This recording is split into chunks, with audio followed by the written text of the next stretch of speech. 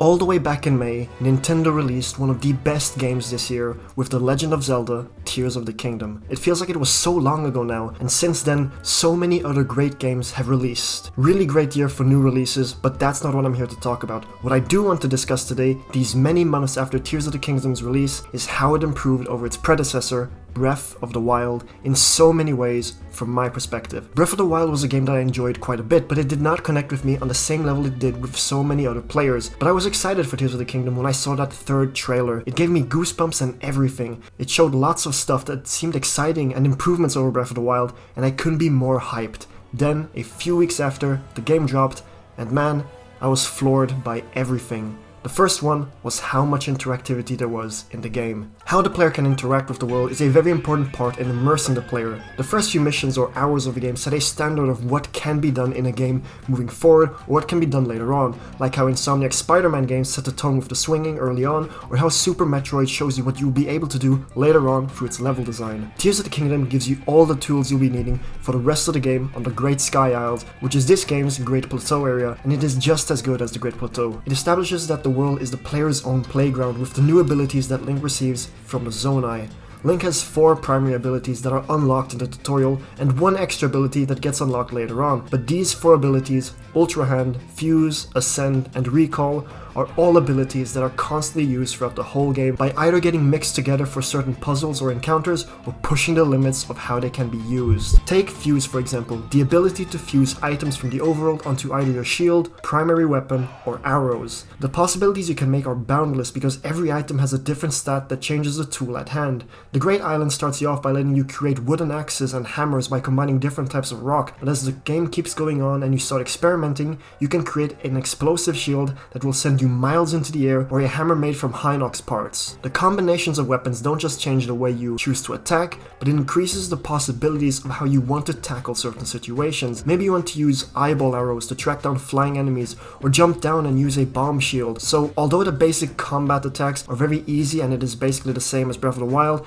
the added enemy variety and new ways to fuse increase the potential of the combat by a lot. 2 abilities I didn't use a lot were Ascend and Recall. I would only use Ascend if I wanted to gimmick my way out of a certain puzzle, but the fact that the game allows you to even do that is crazy. They basically gave you a tool developers use and built certain sections around the Ascend gimmick to make vertical traversal interesting. Recall was also fun to use, either on falling rocks to reach the sky quicker, or to use it like a Uno reverse card on enemy attacks. Again, it just adds to the combat capabilities and further improves exploration. But now, for the elephant in the room, Ultra Hand. I do not say this lightly, but Ultra Hand is seriously one of the most impressive features in a game ever, because not only does it give you the possibilities to create anything in the sandbox, but the fact that this impressive tool is running on the Nintendo Switch is absolute wizardry. Ultra Hand is an upgraded Magnesis ability from Breath of the Wild, but it now makes it possible to stick objects together, and those objects can literally be anything.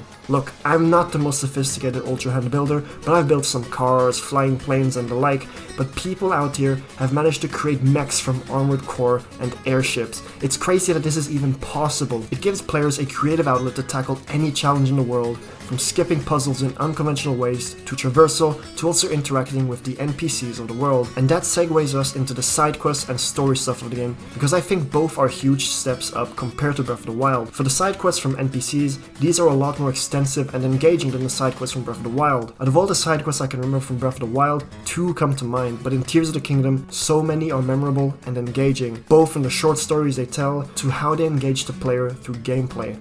My favorite has to be the Lucky Clover Gazette quest, a set of newspaper side quests that spans across all regions of Hyrule. From fun twists and turns to one of the best characters in the game, Pen, it's super engaging. But these bigger quests aren't the only good side quests in the game, as your shrine quests are back, other minor side quests, and the shrines themselves.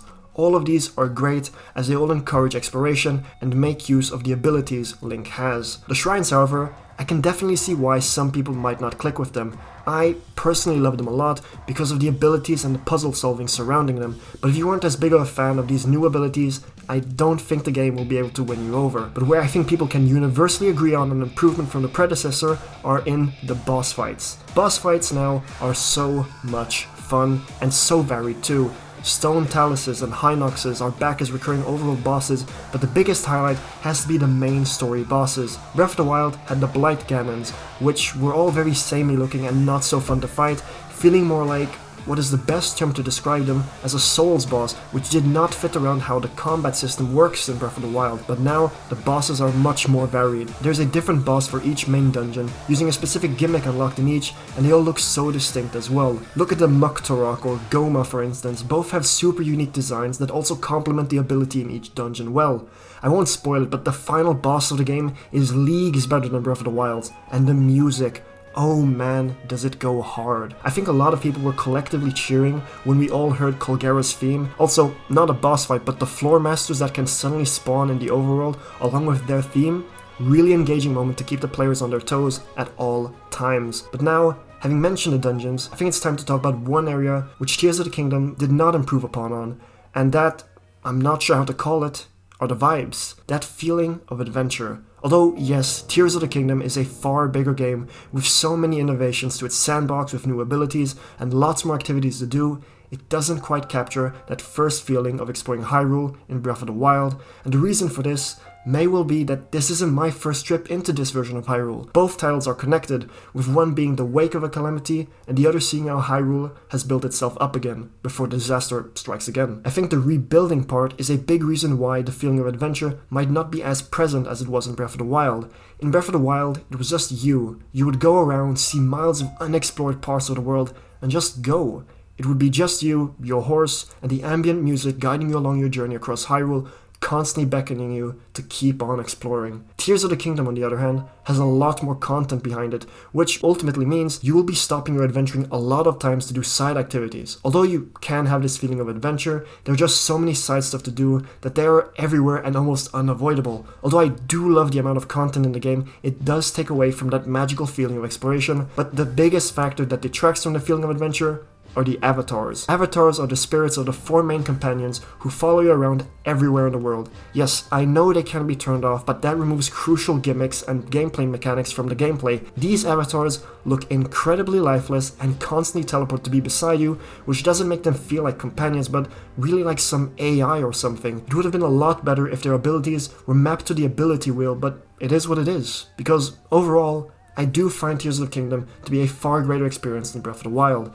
The amount of content in the game is staggering, with so many side quests, new points of interest, new enemy design, and with the new abilities that increase the combat sandbox to different ways to traverse the world, it's truly impressive. I love the story, music, and boss fights, but one thing the game could not quite capture was that feeling of adventure that Breath of the Wild excelled at. Will I hold that against the game? Personally, no, as I love the overall package of Tears of the Kingdom, but I can definitely see this as a reason as to why some players won't get that same feeling like they did back in 2017. Other than that, I really do love this game, and I think you too should try it out, especially if it's your first trip into this version of Hyrule.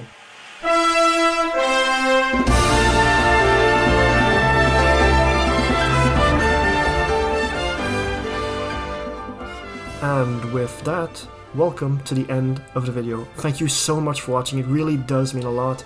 If you enjoyed the video, a like is appreciated, and so too a dislike if you did not enjoy the video. So, let me know, what do you think about the two most recent mainline Zelda games? Are you more of a Breath of the Wild or a Tears of the Kingdom person? Leave your comments and thoughts down below, and if you want to see more from me, a subscribe comes a long way in helping the channel out.